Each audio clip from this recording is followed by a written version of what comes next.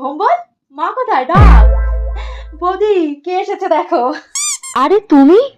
হ্যাঁ গো, আর এই পাশেই দরকার ছিল, বুঝলে তো। আর ভাবলাম তোমার বাড়ির পাশে এসে তোমার বাড়িতে না এসে তোমার সাথে দেখা না করেই যদি চলে যাই, তুমি রাগ করবে না? আমি তো চিনি তোমায়, আমি তো জানি বৌদি বলবে তুমি আমার বাড়ি এলা না, কিছু ভালো মন্দ খেলা না, শরবত খেলা না এই গরমে, একটু বিশ্রাম নিলা না, বাড়ি চলে গেলা। আমি চিনি না তোমায়, তাই আসলাম। শোনো, আমার জন্য কিন্তু বেশি চিন্তা করতে হবে না, হ্যাঁ? দুপুরবেলায় ওইটু মাছের ঝোল ভাত করলেই হবে। ও ভালো মন্দ তুমি আমাকে রাতে খাইও, আমি তো জানি ভালো মন্দ না খাইয়ে তো তুমি আমায় ছাড়বা না।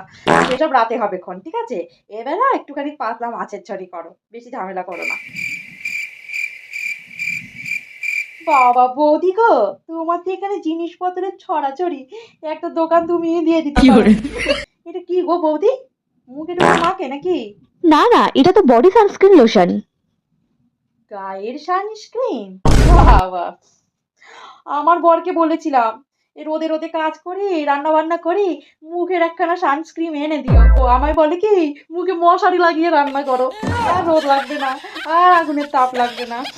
দাদা কিন্তু তোমায় বেশ যতনে রেখেছে বৌদি, যাই বলো তাই বলো। আরে পিসি, কি করছো?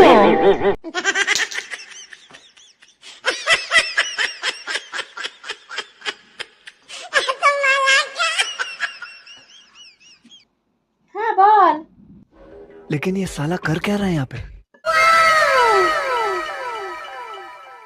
বৌদি, তোমার শাড়িগুলো কি সুন্দর, কোন দোকান থেকে কেনো গো? আমাদের ওইখানে না এরকম শাড়ি পাওয়াই যায় না। ঠিক আছে, তুমি নিও না, তোমার পছন্দ হলে একটা। দেখেছো, বললাম না তোমার মতন মানুষই হয় না।